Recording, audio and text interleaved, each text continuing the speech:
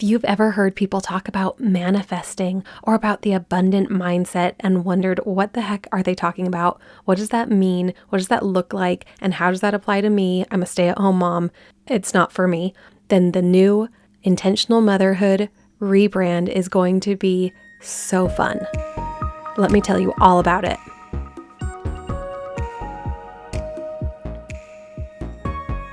Hey friends, welcome back to Intentional Motherhood. I'm your host, Kelsey Red, and I'm so excited for this episode. I've been teasing you for the last few weeks about this rebranding that's coming in the new year and about how I'm taking some time off, and when we come back, we're going to have some awesome stuff going on, and tonight I'm going to tell you all about it, and I'm so excited. First of all, I love all things motherhood. I love being with my kids as a homeschooling stay-at-home mom. But I also love helping people understand that they are actually a creator of their reality. And sometimes when we start talking about these words like manifesting and co-creating with the universe or the universal consciousness, it starts to get a little woo-woo for some people. But if you know me, you know I'm all about tying in a little bit of woo-woo with my church, my Christianity, my religion. I think they go together. I don't think there's any difference. You can call it God, you can call it the divine, you can call it the universe, whatever you want to call it, it's all the same to me. And as we start publishing new episodes in the new year, we're going to be talking more about these kinds of themes because we as mothers in our home are the creator of the home. The family, the nuclear family, is a microcosm of the grand cosmic deity family. As above, so below. So I actually think that there is a lot for us to learn as mother and father in our home about God and Goddess, Heavenly Mother and Heavenly Father, about how we actually are all under the obligation to obey the same universal laws, whether you're a God and Goddess creating an entire universe and billions of children to populate that universe, or whether you are a mother and a father here on earth creating your little family. I believe that our goal is ultimately to become like our heavenly parents, to become as God is.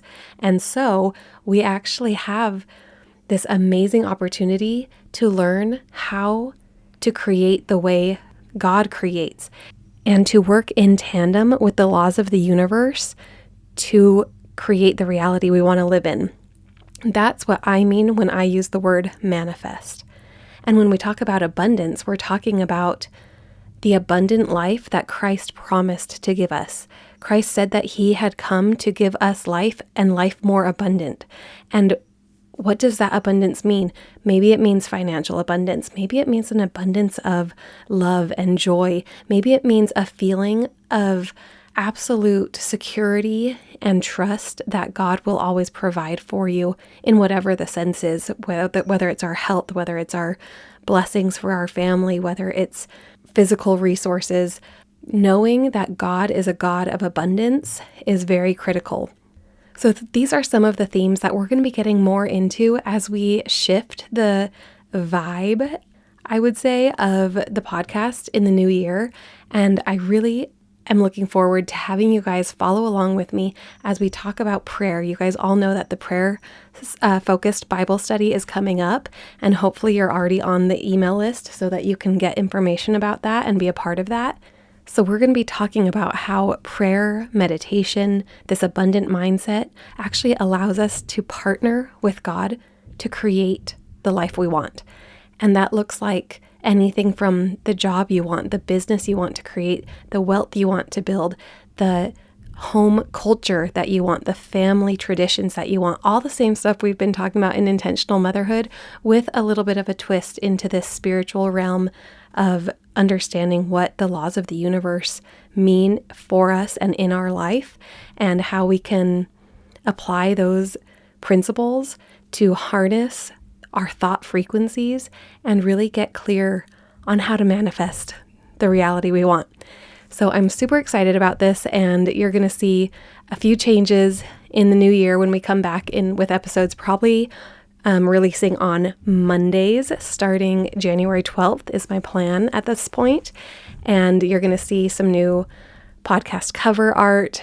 You're going to see some new podcast episodes being released. My plan is to start releasing guided meditation episodes between the regular episodes so that we can talk about a concept or a principle or a topic, and then you'll actually have a short 5 to 10 minute meditation that you can just play. It'll just be the meditation, and you can play it as often as you are able to go through these guided meditations, which is something that I have always loved. You guys know that in my clinical background, I led a lot of group therapy, and because I was highly focused in mindfulness-based mental health therapy, I did a lot of guided meditations, and it was always the thing that brought me the most enjoyment and fulfillment, because it's amazing how you can feel the shift in energy with the people you're guiding meditations with.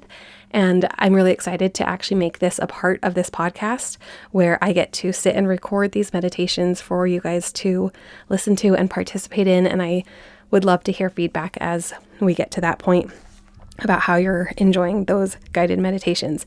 So we have a lot of these new things coming, and I just want to kind of give you a little tip about, as we go into the new year, as we get into this idea of manifesting, about vision, I keep having this word come to my mind of vision or envisioning.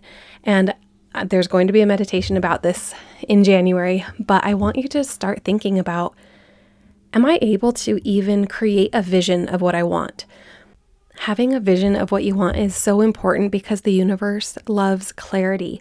And this is my big problem because I actually am super indecisive and I have a really hard time deciding on something and committing to something. But the more clear you can be about what it is you want and what it is you envision for your future, the more the universe can respond to you. So my challenge for you over the next couple weeks as we go into the end of the year and the beginning of the new year, when a lot of people are doing this kind of thing anyways and creating their New Year's resolutions, I encourage you to start doing some thought exercises about, what do I want my future to look like? One thing that I love to do is future journaling. So pick a date in the future, maybe 1 year from now, like January of 2027, or maybe even 5 years from now, and write a journal entry as if it's on that day. So it won't be like, in January 2027, I hope that I have a new house and a whatever. It will just say, date, January 1st, 2027. Today, I want you to actually write out like what your day looks like, what you experience, what you feel, what your surroundings look like, so that you can feel like you're actually in the experience. Not just like, oh, I hope, I wish, it would be great if, my goal is, if I accomplish this goal, that would be great. But actually, like, it feels so good that I already accomplished this goal. I worked really hard the last year to do this, this, and this. And because I accomplished this goal, this is how I feel today. That's the idea of the future journaling, where you're actually putting yourself into the experience. And we'll talk more about why experiencing the future is so important. We're going to go into a lot of Joe Dispenza's work. It's going to be amazing. Another option is to create a vision board. Create a vision board for your year that you want to, some things you want to see. I really like vision boards because they allow you to actually capture scenes, right? Like a picture of what you want to see. And there's amazing websites out there that you can do and use stock images so that you're not trying to collect magazines and cut out pictures like we did back in the day. That's how we used to make vision boards. Now there's stock images that you can get for free. In fact, I was just playing with this, so let me look up the website I was using. It's called Milanote. I hope I'm pronouncing that right. M-I-L-A Note. Milanote.com. And again, free stock images. It's really fun to use, actually. It's a really fun thing to do. You could even do it with your spouse or with your kids and do a family one, do a couple one, and do an individual vision board. So those are just some thoughts I have for you as we take this next few weeks off. Be thinking about this, creating your vision for the next year or more, and we will be back and talk all about prayer, meditation, partnering with God to manifest abundance, to manifest the life you want to live. I can't wait for you to join me on this next chapter of Intentional Motherhood. I appreciate all of those who have been with me from the beginning as we've gone through some changes, as I've been finding my voice. I tend to learn best through experience and trial and error. And so I have been learning as I go what it is I love to talk about, what it is I'm most passionate about, where my expertise and passion and joy all combine. And I think a lot of the same themes, like I said, are going to carry over into this new rebrand, but it's going to have, like I said, just a little bit different vibe to it. So I can't wait for you to join me next year. I will see you around January 12th. Start looking for podcast releases on Monday mornings instead of Thursday mornings. And I can't wait to see you in the new year. Merry Christmas, Happy New Year, and don't forget, you are doing an amazing job.